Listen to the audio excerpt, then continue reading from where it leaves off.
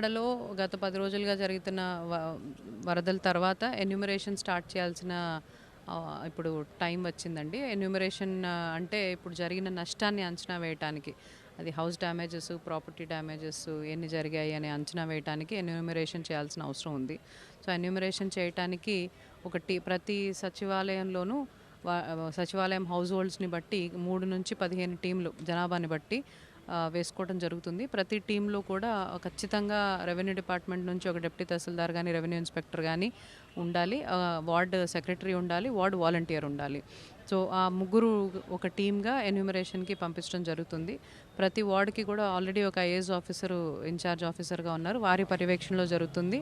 వారి సహకారం కోసము మన డిస్ట్రిక్ట్ ఆఫీసర్ని కూడా ప్రతి వార్డుకి ఏర్పాటు చేయడం జరిగింది. 170 సచివాలయాల్లో ఈ ఎన్యూమరేషన్ జరుగుతుంది కాబట్టి ప్రతి సచివాలయానికి ఒక తహసీల్దార్ని కూడా ఏర్పాటు చేసుకోవడం జరుగుతుంది. దానికోసం సుమారుగా మనకి 1700 టీములు కావాల్సి వస్తుంది 3 రోజులు ఎన్యూమరేషన్ కంప్లీట్ చేయాలంటే.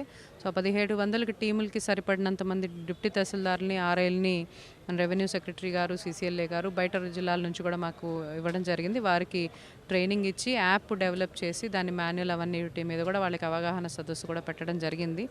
రేపు అంటే 9వ తేదీ నుంచి వచ్చే 3 రోజుల్లో మేము ఎన్యూమరేషన్ కంప్లీట్ చేయాలనుకుంటున్నాం. ముందుగా ఎక్కడెక్కడైతే ఇనండేషన్ లేకుండా క్లియర్ అయిపోయిందో, రేషన్ డిస్ట్రిబ్యూషన్ జరుగుతోందో అక్కడ మొదలుపెట్టి ఇనండేషన్ ఉండే ప్లేసెస్ కూడా ఎన్యూమరేషన్కి అనుకూలమైన పరిస్థితులు ఉన్నప్పుడు అక్కడ కూడా వెళ్ళి చేస్తాము.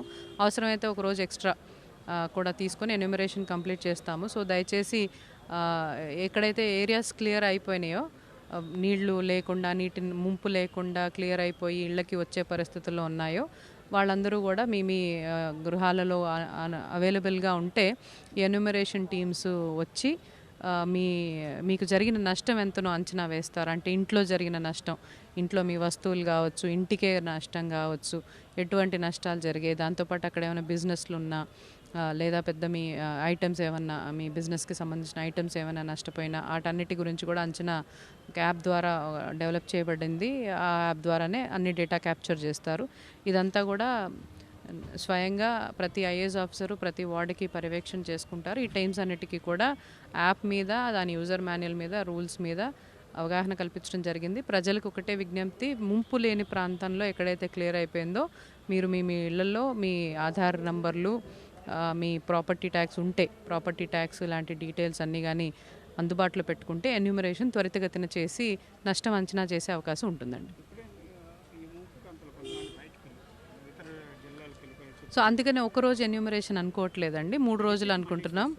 ఎవరైనా మిస్ అయిపోయి ఉంటే ఆ ఇండ్లలో ఉంటేనే గనక మేము 3వ రోజు 4వ రోజు అయినా కానీ మిస్ అయిపోయిన వాళ్ళకి ఎన్యూమరేషన్ చేస్తాము. సో అందుకనే అంటే ఒక రోజులో కంప్లీట్ చేస్తామని చెప్పట్లేదు.